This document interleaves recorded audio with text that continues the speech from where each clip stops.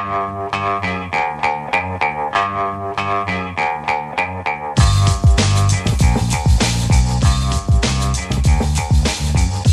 the Brian Lehrer Show on WNYC. Good morning again, everyone. Now we continue our WNYC Centennial series, 100 Years of 100 Things. Today it's thing number 25. We're a quarter of the way there. And it's a happy birthday edition of 100 Things because just like WNYC, former President Jimmy Carter was born in 1924. And tomorrow, October 1st, will be his 100th birthday. So happy birthday, President Carter, first of all. His health has reportedly been failing, but it's also been in the news that he's been wanting to stay alive at least long enough to vote in his home state of Georgia, the swing state of Georgia, to help Kamala Harris win the election. He'll need a few days past his 100th birthday for that. Mail-in ballots go out in Georgia 29 days before the election, so that would be 1 week from today, if I did my math right. So in this 100 Years of Jimmy Carter segment, we'll do three things. First, we'll talk about his early years, the remarkable American story of someone from pretty humble and obscure beginnings, making it all the way to president. How did his childhood set the stage for that?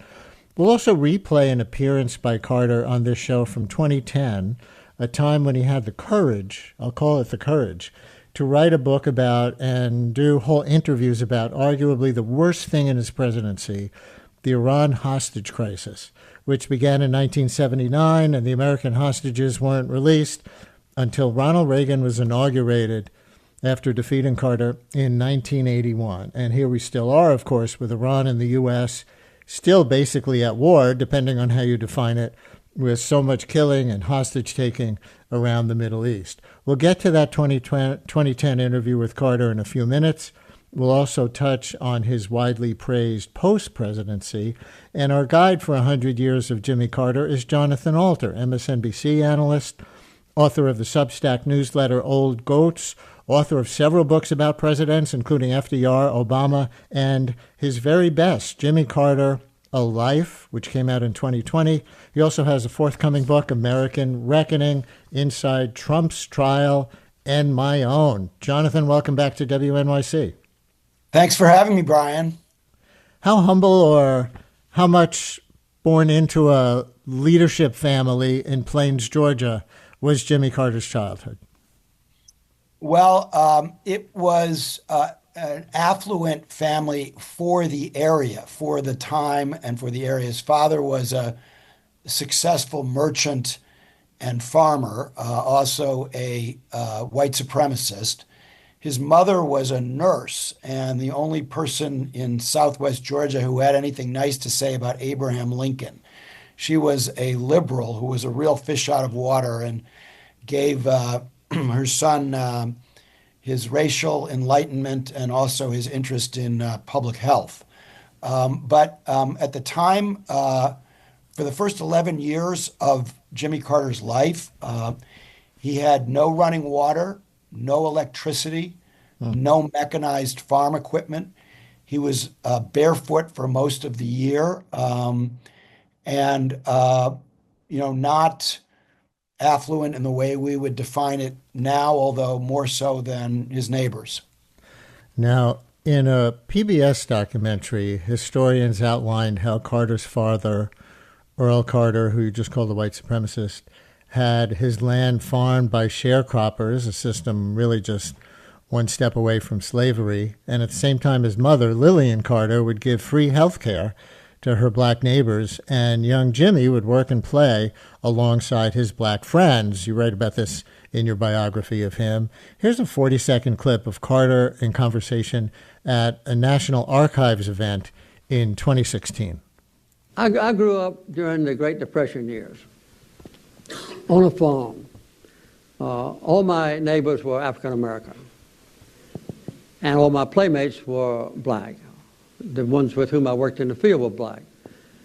And until I was a teenager, I never realized that they had mandatorily separate and unequal schools. I never realized that their parents couldn't vote. I never realized that my playmates' parents couldn't serve on the jury, that they were deprived of basic rights. And so it was a time for me to learn all about that. So, Jonathan, how did Carter's childhood and perception of race in his childhood shape his views as an adult and his presidency as an adult? Well, I think that he had a longer journey to enlightenment on these issues than maybe some people assume. He never used the N-word, for instance, that anybody can remember. From a very early time, he followed his mother in her compassion toward their black neighbors. And he really had a third parent, a woman named Rachel Clark, who was an illiterate farm hand, not a sharecropper, but worked on the Carter farm. And she taught him his love of nature and gave him much of his faith. So Black woman? Black woman. So from a very early time, he thought differently than other people. But when it came time for him to return from the Navy, where he had defended the first black midshipman at the U.S. Naval Academy, stood up for his black crewmates when they were discriminated against. But nonetheless, when he came back and he entered into that very segregated, mean society in Southwest Georgia, he couldn't move too quickly. So, for instance, he was chairman of the Sumter County School Board, and I consulted the minutes of that school board. And after the Brown versus Board of Education decision, they didn't even discuss integrating the schools. And Carter tried to work around the edges by providing some rickety used school buses for black students so they didn't have to walk. But there was only so far that he could go. And then when he ran for governor, although he had rejected efforts by the White Citizens Council, the organization, the Uptown Klan, they called it, the organization of racist business leaders, he rejected their efforts to get him to join the White Citizens Council when he was in Plains. When he ran for governor the second time in 1970, he kind of made nice to the founder of the White Citizens Council, and he said nice things about George Wallace, sort of code words to his supporters in rural areas. He was running against a former governor from Atlanta. He was running to his right. But I think Carter felt bad about that, and he never went too far. And literally in the first minutes of his governorship, at the top of his inaugural address, he says, "The time for racial discrimination is over."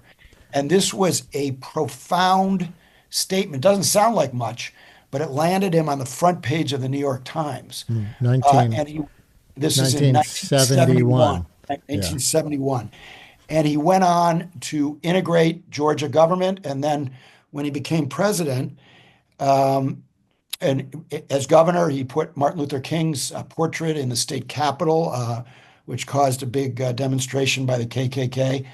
And then as president, he brought diversity to the federal government for the first time. There had just been tokenism before Jimmy Carter was president. And he not only appointed a record number of African-American judges, but he appointed 5 times as many women judges as all of his predecessors combined. Wow. So he really, my argument is that he spent the second half of his life from age 50 on making up for what he did not do, i.e. standing up on race in the first half of his life. At one point when I was asking about this period, he said, "I never claimed, John, to be a part of the civil rights movement." And then he went on to explain how he had made up for that.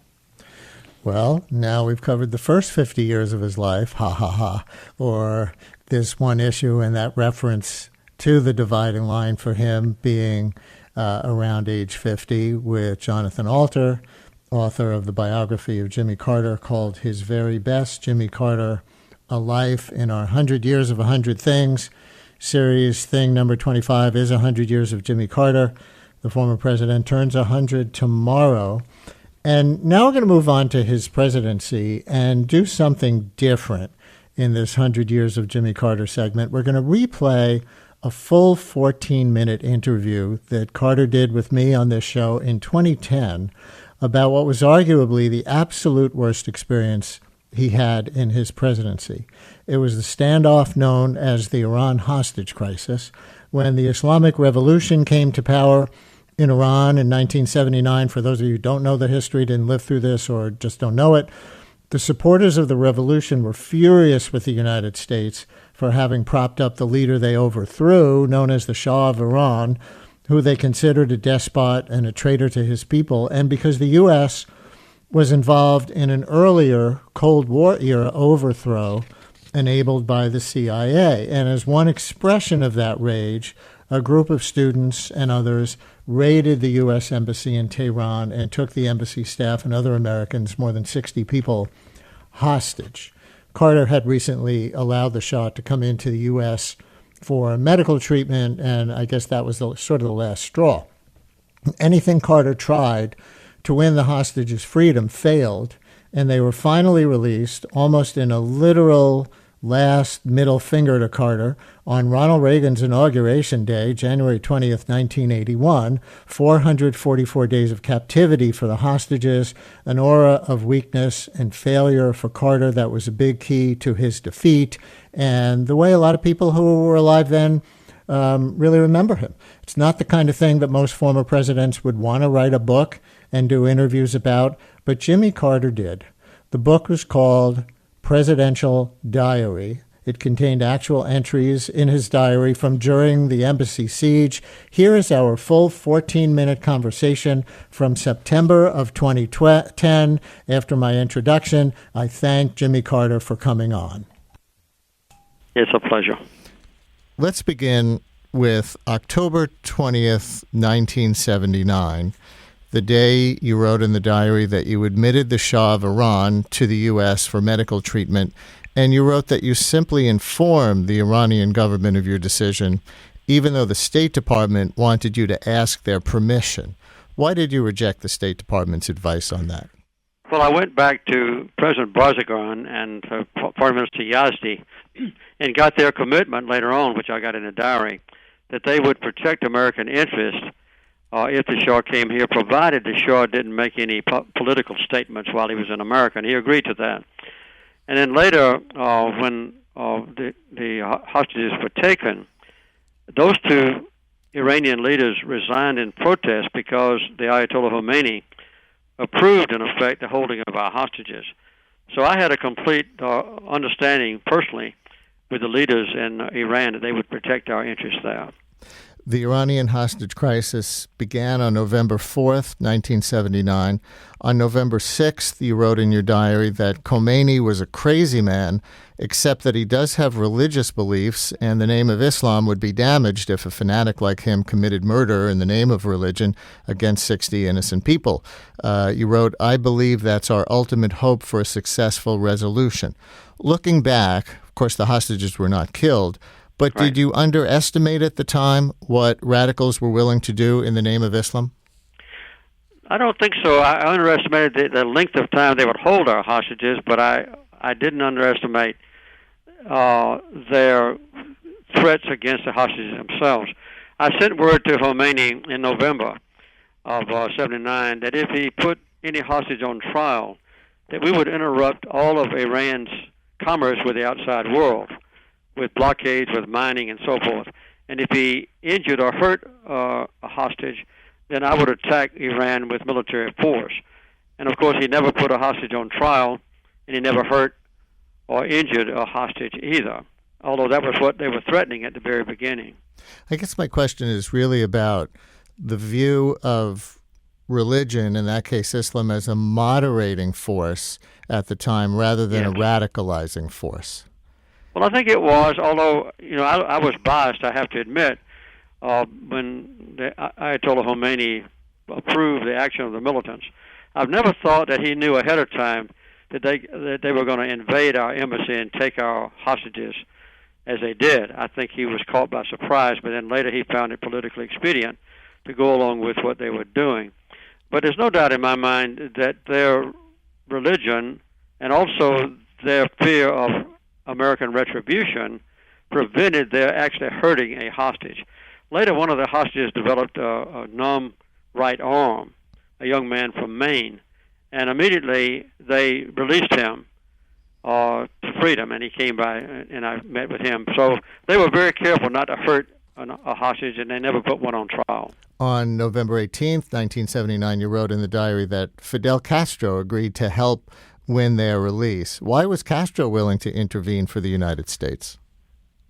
Castro and I were reaching out to each other then. We both wanted to have full diplomatic relations between the United States and Cuba, and we were able to get a lifting, I did, unilaterally, of all travel restraints on Americans, which have now been reimposed, as you know.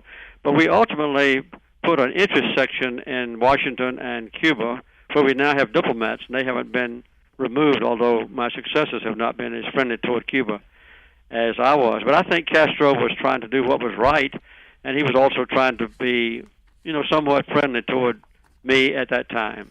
On November 27th, you wrote that your Secretary of State, Cyrus Vance, threatened to resign because you said you would put America's honor ahead of the hostages' release. Specifically, you would never apologize to Iran, hand over the Shah for trial, or pay reparations. Why were you against letting the Shah be tried in Iran for his alleged crimes as a ruler? Well, I didn't think that we should succumb to blackmail and threats. And to send the Shah back to Iran to be tried and executed was not something that I would have done. Also, I would never have apologized to the Iranian government because we had nothing about which to apologize. So, and I would never pay them ransom for hostages either. So I was holding, the American reputation intact, and so that was one of the criteria that I faced. By the way, as I have all the way through the diary, Cy Vance threatened to resign 3 or 4 times before he finally did resign. So those were the kind of pressures I had on me. There were tremendous pressures on the right wing for me to bomb Iran or to launch a military attack, which I think would have resulted in the death of all our hostages. And there was some pressure on the other side to be more apologetic and so forth than I was inclined to do. Vance finally did resign, as you say, as your Secretary of State on April 21st, 1980, saying he could no longer support your policy toward Iran. What were the specifics of what he could not support? Well, Cy Vance had been involved, along with all of us, in planning the hostage rescue operation, which failed. So he was completely immersed in the planning for that. But after we launched the rescue operation and it failed, then Cy Vance resigned in protest, and I appointed Ed Muskie to be my Secretary of State. So it was a matter of personal disagreement. I might say that of all my cabinet officers, though, philosophically, I was probably more compatible with Cy Vance than I was anybody else. Because, correct me if I'm wrong, but the impression that I got from the diary was that the precipitating incident was that the Methodist bishops denounced U.S. policy, Western imperialism, etc., in connection with the Iran crisis, and you wanted Vance to intervene with them, and he felt he could not represent you in that. Is that correct? That's one of the factors, yes. No matter who the Secretary of State might be, no matter what his basic philosophy might be, it's an obligation for Secretaries of State and all of the cabinet members to carry out the policy of the president, no matter how much they might disagree with it. The only alternative they have is to resign, and eventually that's what Cy Vance did. But later, after I left office, Cy Vance was one of my best friends. When I came to New York on a visit and so forth, I stayed in his house, slept with him and his wife and children. So we were reconciled later on. But he had honest differences of opinion about what we should do. Here we are 30 years later with President Ahmadinejad, and almost a parallel situation. One apparently innocent American hiker is being released, as you know, while 2 others remain held as, in effect, hostages. Have we now suffered 30 years of blowback for U.S. imperialism during the Cold War? Well, I wouldn't call it U.S. imperialism. I think that these hostages I don't call them hostages now, they're just prisoners who violated Iraq's sovereignty by crossing the border between Iraq and Iran, and they violated Iran's sovereignty inadvertently, they claim, and I go along with that. I just got back from North Korea, bringing out a prisoner who crossed the border from China, walked across a frozen river into North Korea and was captured. So we have to realize that those countries have very different frameworks for law and violation of their borders than we do. And my hope is, obviously, that we'll soon see the release of the other two American so-called hikers who inadvertently crossed the Iranian border. But on the big picture of 30 years now of these kinds of relations with Iran, and whether it's all their fault or whether we owe them an apology on some level for past history, what do you think? I don't think we owe them any apology. They've abused us more than we have them. But you have to remember that after the Shah left Iran and after the Ayatollah Khomeini's revolutionary government took over, we immediately restored diplomatic relations between our country and theirs. I was willing to get along well with them. In fact, that's why we had diplomats in Tehran. It was because we did have full diplomatic relations with the revolutionary government in Iran. And my hope the last 30 years has been that we would reestablish diplomatic relations with Iran, have diplomats in Tehran, so there would always be a constant avenue of communication between the United States and Iran, no matter how much difference we had of opinion on different issues. Your diaries refer to the Afghan freedom fighters after the Soviet invasion of Afghanistan. Yes. Some of these people would become the precursors to al-Qaeda. Did you have any discussions at the time about the potential for an Islamist-oriented rebellion to turn against the United States, given what was happening in Iran? No, I did not. We were deeply concerned about a threat to American security from the Soviet invasion of Afghanistan, because if they had been successful in Afghanistan, they could very well have moved into Pakistan and other adjacent countries and threatened all supplies of oil from that enormous region to the outside world. So I was very stern about trying to restrain the Soviet advance. And so we gave secret help to the freedom fighters in Afghanistan, who were ultimately successful in expelling the Soviet Union. And I think the al-Qaeda people were ones that came in from Saudi Arabia, and Osama bin Laden, and they were welcomed into Afghanistan by some of the former freedom fighters. But most of the freedom fighters obviously have never been involved with al-Qaeda, although a few of them have. After your recent trip to North Korea, which you mentioned a minute ago, to bring home an American, you came home saying North Korea wants to make a deal on its nuclear program and a comprehensive peace with the United States. After decades of recalcitrance, why would North Korea want to make a deal now? Well, they wanted to make a deal 16 years ago when I went over there, and we did work out a deal between me and the former leader of North Korea and Kim Il-sung. Later, President Clinton adopted that agreement that I worked out, and then later on, under the Six Power Talks, it was reconfirmed. But unfortunately, there haven't been any peace talks with North Korea now since 2009. And there's no doubt in my mind that the North Koreans now want to have the same kind of peace deal that I worked out 16 years ago. But the United States won't talk to them. And to repeat myself, the last effort we made to even have direct talks with North Korea, even in the Six Power framework, was now 2 years ago, almost 2 years ago. What do you think the U.S. goal should be with respect to some of the world's worst human rights violators like North Korea? Should it be a normalization of relations or more pressure to see a regime like that fall? I don't think the sanctions work. I think in generic terms, sanctions against the people of a country like Cuba for now more than 50 years, or North Korea and so forth, I think they're counterproductive because they strengthen the regime with which we disagree.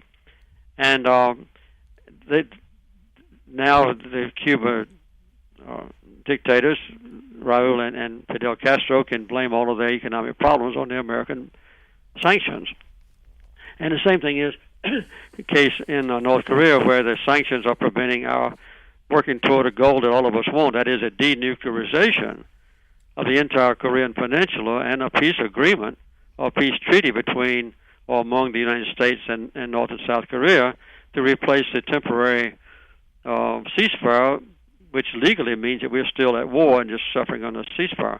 So I think we ought to be much more accommodating, much more reaching out to find a common ground on which we can resolve these differences. President Carter, I know you have to go. Thank you so much for your time today. I've enjoyed talking to you. You have some good questions, and you knew what you're talking about. It's a pleasure. Former President Jimmy Carter here on this show in September of 2010. So exactly 14 years ago, he was only 86 then. We replayed that interview as part of our series, 100 Years of 100 Things. It's thing number 25, 100 Years of Jimmy Carter, who turns 100 years old himself tomorrow.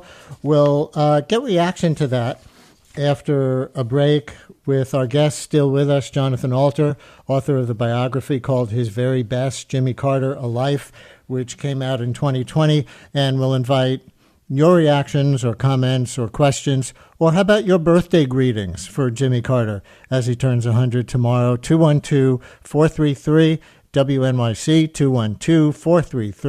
212-433-9692. Call or text.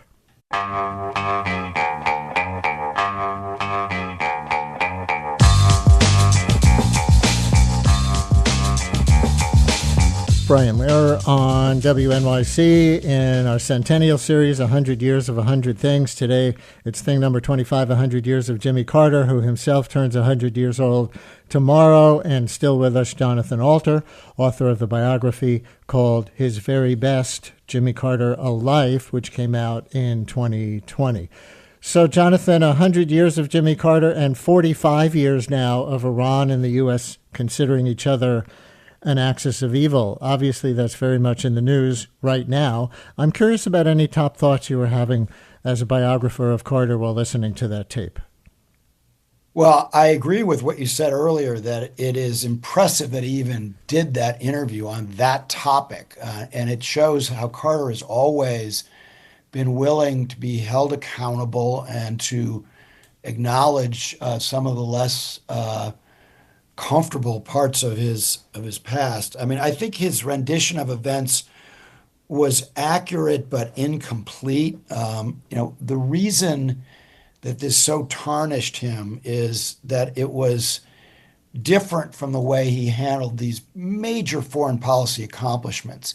Peace between Israel and Egypt at Camp David, the Panama Canal treaties, which prevented a major war in Central America, normalization of relations with China, his human rights policy, which changed the world.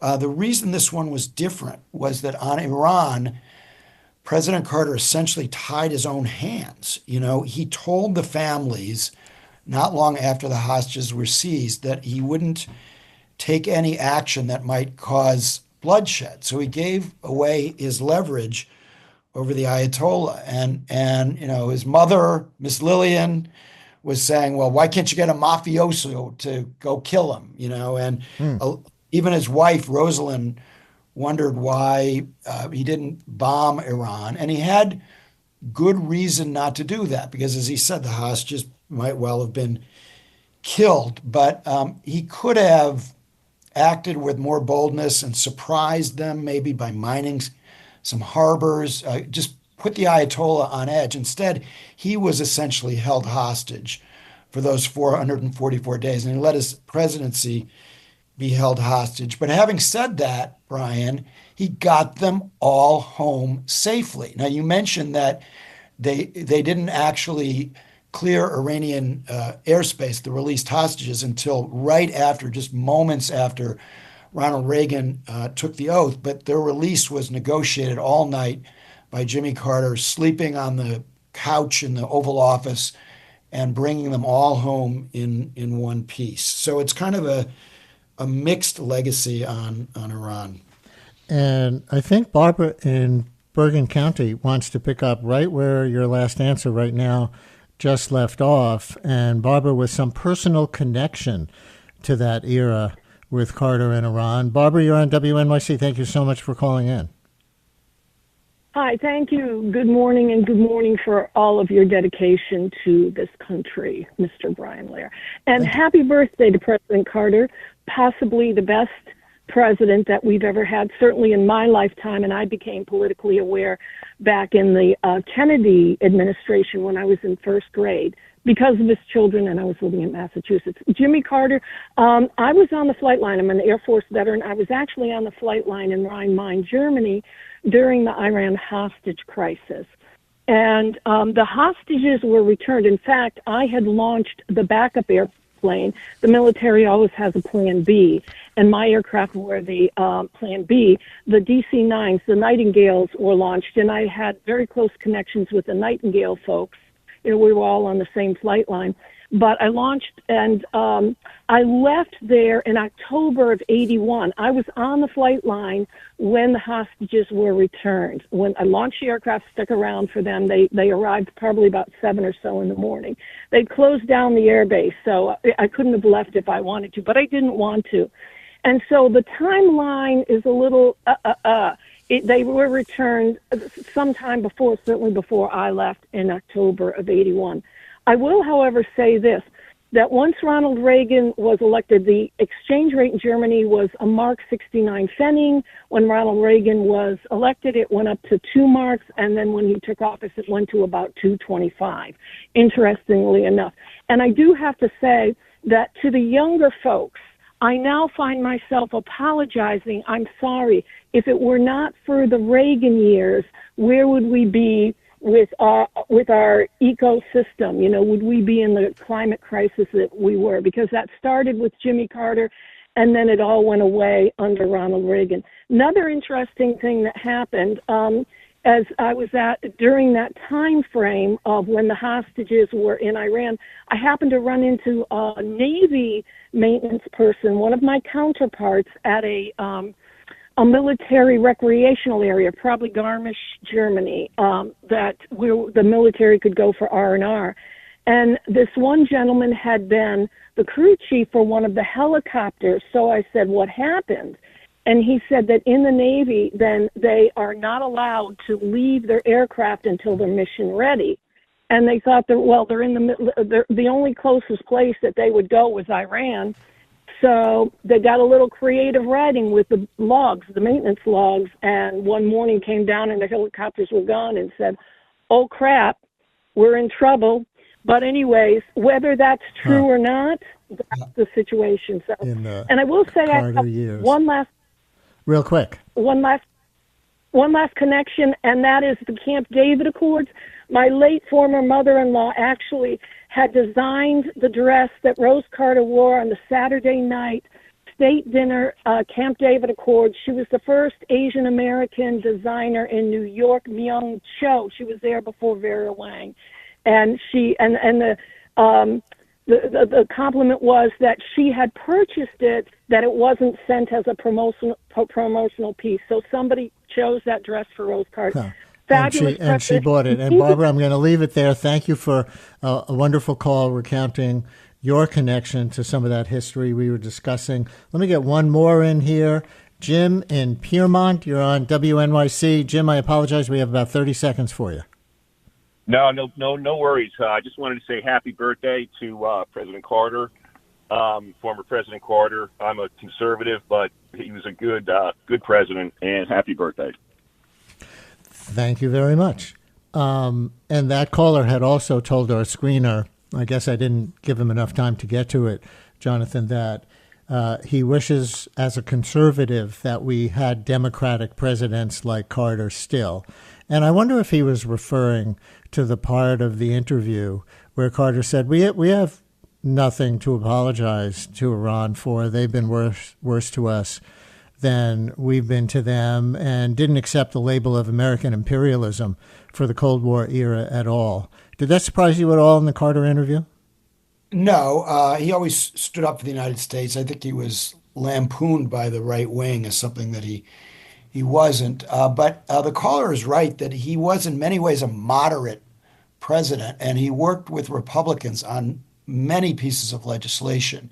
You know, Reagan gets credit for bringing inflation down, but it was Carter who appointed Paul Volcker to the Federal Reserve. He did a lot of deregulation, some of it with Ted Kennedy, actually, and some things that might be considered a little bit more conservative nowadays were part of the Carter record. But I think the main thing really is the contrast to Donald Trump. That's what I'm really thinking about on Carter's birthday, because Jimmy Carter is the un-Trump in every respect. And just when I would be in his library going over the documents, they kind of brushed away the Trump toxins, and the contrast just couldn't be starker. Trump is corrupt and chaotic and vulgar, and Carter is honest and disciplined and respectful. And Trump is a physically big man, but he acts small, and Carter is pretty short. It's a small man, but he acts big, and he has done so much for the world, not just in his post-presidency, but if you look at the policies that he got done, he was a political failure, but a substantive and often visionary success as president. And of course, his post-presidency has been so much celebrated with Habitat for Humanity and his work on human rights. Of course, he's been controversial for calling Israel an apartheid state as early as 2007. And now that's common. That now you hear Israeli politicians about making some of these apartheid comparisons. And as he turns 100 tomorrow, he said he wants to make it to vote for Kamala Harris in the swing state of Georgia, his home state, of course, and we'll see if he does. I gather absentee ballots go out next week. Jonathan Alter, a biographer of Jimmy Carter, also has the forthcoming book, American Reckoning, Inside Trump's Trial and My Own. This is an official on-the-air book interview invitation, Jonathan. Hope you'll come back. Thank you for doing this segment with us in our 100 Years of 100 Things series, 100 Years of Jimmy Carter, who turns 100 tomorrow. Thanks, Brian.